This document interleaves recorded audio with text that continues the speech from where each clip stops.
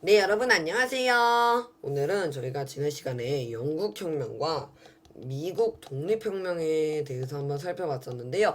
오늘은 저희가 마지막 프랑스 혁명에 대해서 오늘은 조금 개념이 많아요. 페이지 141쪽부터 145쪽까지 수업을 해보도록 할 건데요. 141이 아니라 142쪽부터 145쪽까지 수업을 하실 텐데 일단 142쪽을 펴주시면 되겠고, 선생님이 교과서 내용은 굉장히 조금 뭔가 주저리 풀이하는 내용이 있어서 선생님 간결하게 최대한 정리를 하면서 수업을 해보도록 하겠습니다. 자, 프랑스에서는 신분제가 그대로 유지되었는데요. 성직자와 귀족자는 자 중요합니다. 일단 성직자와 귀족은 높은 관직과 많은 토지를 소유하고 세금을 내지 않는다. 반면에 다수의 평민들, 자, 죄송합니다. 그 당시에 제1신분이었던 성직자, 교회 때문에요. 아직 이 시기에 크리스트가 유행하고요. 그리고 여기 귀족들, 이 성직자 귀족을 합한 거는 프랑스 시민의 다 2%밖에 안 돼요. 그래서 소수지만 평민, 그냥 평범한 시민들이 98%를 차지했는데, 이 다수의 평민들은 무거운 세금을 부담하고요. 정치 참여를 제한하는 참정권을 받지 못합니다.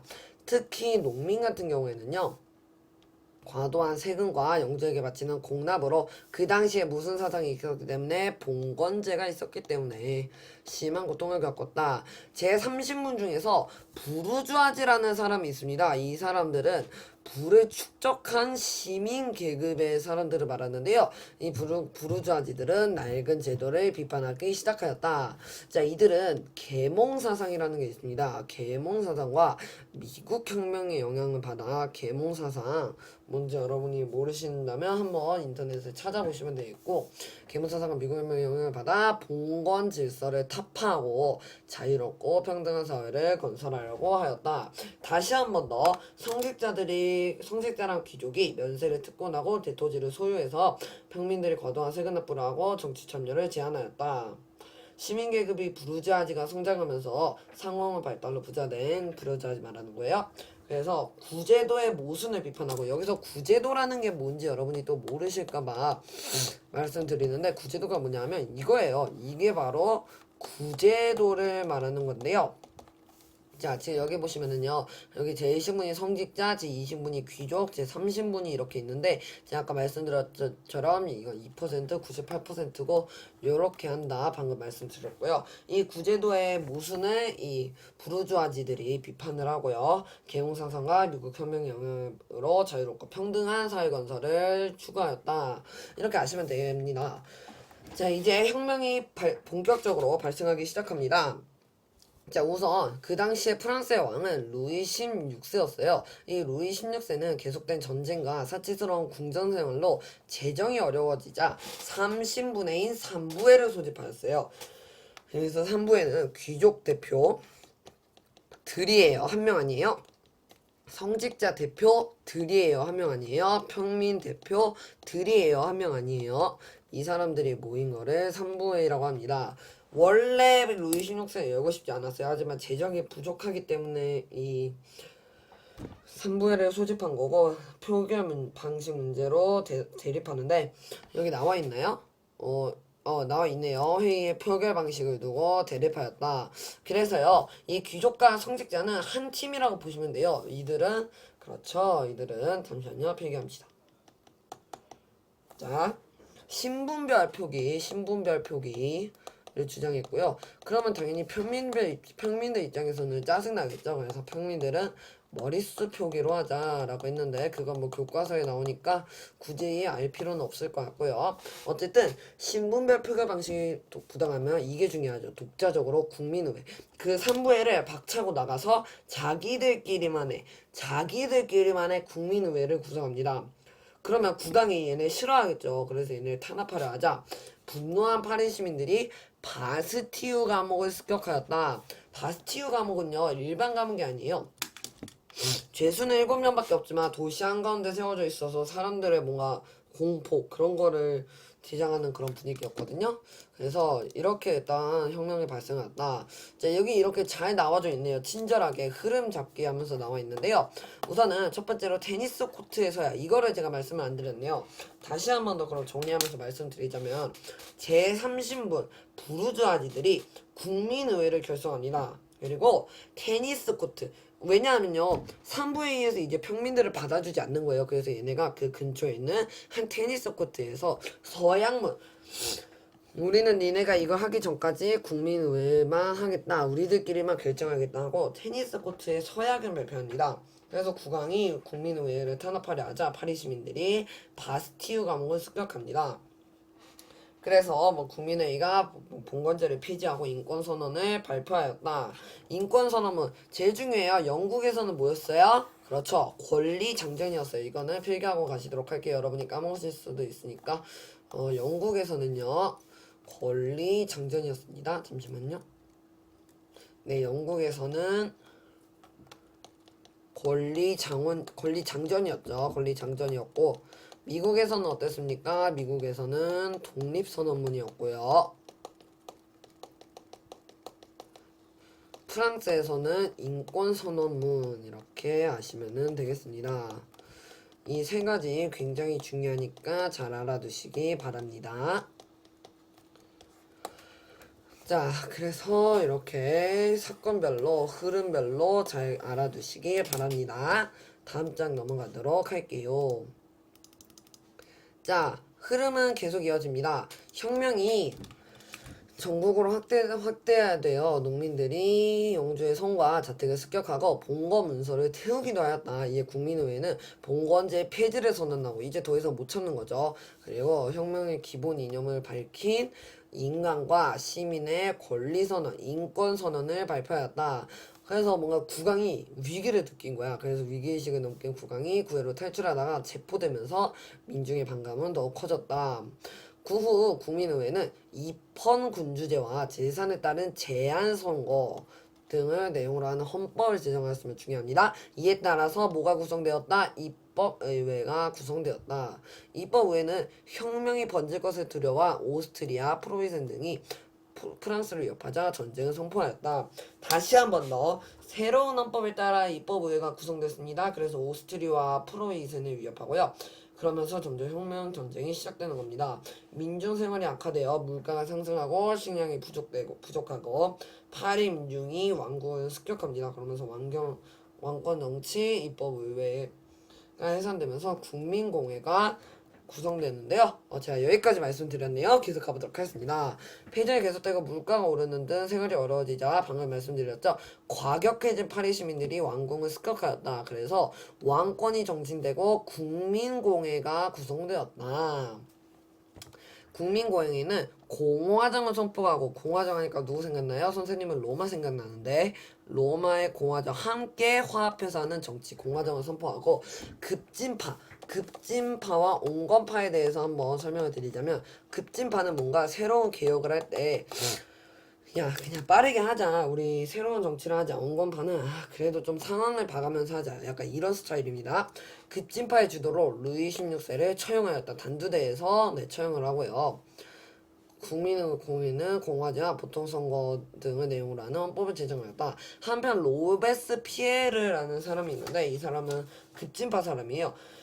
이 사람이 혁명에 반대하는 세력을 처형하는 등 공포정치, 말 그대로 진짜 공포정치, 엄청 막 그냥 사람들 있는 앞에서 단두대에서 처형하고 그랬거든요. 이에 대해서 사람들의 불만이 커지게 되자 쿠데타가 일어나 로베스피에르 등을 몰락하였고 총재정부가 구성되었다. 다시 자, 공화정이 선포되고 루이 16세가 처형됩니다. 헌법이 제정돼요. 그러다가 로베스피에르의 정치가 시작됩니다. 이 로베스피에르는 개혁을 해요. 봉건적 제도를 폐지하고 귀족 토지와 국유지를 몰수하고 분배를 합니다. 이러면 좋은 줄 알죠? 하지만 아니라고. 왜냐하면 이 사람은 공포 정치를 펼쳤습니다. 바로 그게 공안위원회 혁명재판소를 설치해서 반대파를 죄다 처형했다는 거야. 하지만 공포정치에 사람들이 점점 불만이 고조되면서 로베스피에르는 온건파에 의해서 처형되었다. 그까지 뭐 굳이 알 필요는 없고요. 그러면서 뭐가 수립되었다? 총재정부가 수립되었다. 아시면 되겠고, 총재정부가 수립되면서 잠시만요. 총재정부가 수립되면서 혼란이 지속되었다. 그러다가요, 이 엄청난 혼란을 단번에 바로잡은 사람이 나오는데 프랑스 하면은 나폴레옹을 기억하셔야 됩니다. 나폴레옹의 집권이 시작됩니다. 자, 총재정부가 군대와 혼란을 수습하지 못하자 대외전쟁의 승리로 영웅이 된 나폴레옹이 쿠데타를 일으켜 이거는 무력으로 정권을 장악하는 걸 말합니다. 이 쿠데타를 일으켜 총재정부를 무너뜨리고 통령정부를 수립하였다. 통령하니까 대통령이 생각나네요. 통령에 취임한 나폴레옹은 국립은행 설립, 국민교육제도에 등 개혁을 실시하고 나폴레옹 법전을 편찬하였습니다. 나폴레옹 법전 요거를 말하는데요. 자유평등의 인연과 사유재산의 원칙이 반영되었다는 법전을 편찬하였고요. 이러한 개혁을 바탕으로 국민의 지지가 높아지자 황제에 즉위하였다. 그러면서 재정이 시작됐겠네요. 황제가 된 이후에도 나폴레옹은 대외전쟁, 전쟁 광이에요. 나폴레옹은 전쟁 정말 좋아합니다.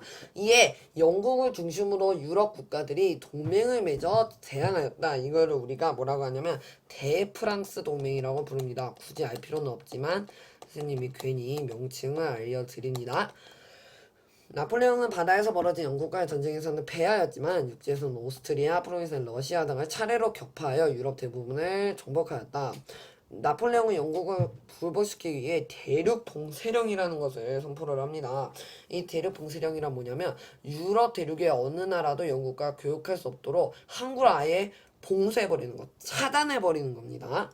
하지만 러시아가 이를 어기고, 왜냐하면요, 이거는 나폴레옹이 생각이 짧았던 게 이건 영국한테만 좋지 않은 게 아니라 다른 나라들한테도, 그렇죠, 무역을 못하니까 아무래도.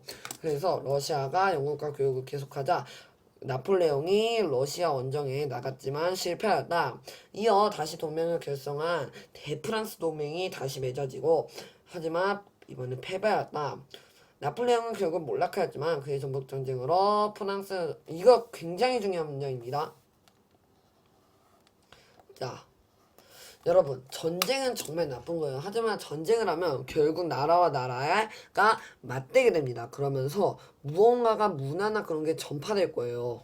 이 나폴레옹이 전투를 하면서 정말 많은 사람이 죽고 희생자가 나타났지만 자유주의와 민족주의가 확산되었다라는 면에서는 정말 잘했다라고 보실 수가 있겠습니다. 이 문장은 굉장히 중요한 문장이고요. 나폴레옹 전쟁이 주는 의미에 대해서 다시 한번 생각해 보게끔 하는 문장이어서 여러분이 꼭 암기하고 이해하고 하셨으면 좋겠습니다. 전쟁이 꼭 엄청 나쁘지는 않다. 하지만 전쟁이 좋은 건 아닙니다. 알아두시면 되겠습니다. 마지막 쪽이에요. 145쪽 프랑스 혁명과 사회의 변화입니다. 자, 그리 어렵지 않아요. 우선 첫 번째로 인권 선언에 관한 내용을 품고 있네요. 평등한 권리, 그리고 권리를 보전함, 저항이다. 모든 주권은 국민에게 있다. 소유권은 신성한 권리이다. 요거 한번 읽어보시고 민주주의 원칙 한번 생각해보시고, 이거는 굳이 선생님이 풀어줄 거는 의미가 없는 것 같고, 내가 당시 프랑스 시민이라고 생각하고 혁명이 우리 생활에서 어떤 변화가 나타났습니까? 라고 한다면 요거를 참고로 여러분이 적어주시면 되겠습니다. 선생님은 스스로 확인하기는 힘지만 풀어드리고 마치도록 할 건데요. 프랑스 혁명 과정에서 국민의회가 혁명의 기본 이념을 박힌 문서는, 그렇죠, 인권선언이었죠. 국민공회가 공화정을 수립한 뒤 뭐뭐뭐뭐 등의 혁명에 반대하는 세력을 처형하는 등 공포정치. 공포정치 하면은 누구? 로베스피에르 생각하시면 되겠습니다. 이렇게 여러분이 적어주셨다면 여러분은 정말 잘하신 거고요. 정말 잘하신 거고요. 이렇게 해서 저희가 3대 3 혁명, 영국 혁명, 미국 혁명, 프랑스 혁명, 저희가 지금 3강으로 제가 이거 혁명 시리즈를 마쳤잖아요. 자, 지금 보시면은요, 여러분이 지금 새 혁명을 138쪽부터 하셔서 145쪽, 7쪽을 여러분이 공부를 하신 겁니다. 잘 한번 집중해 주시기 바라고요. 다음 시간에는 소단원 4로 시작됩니다. 국민국가가 발전하다. 그래서 한번 빈체제 형성부터 시작해서 공부를 해보도록 하겠습니다. 수고 많으셨습니다.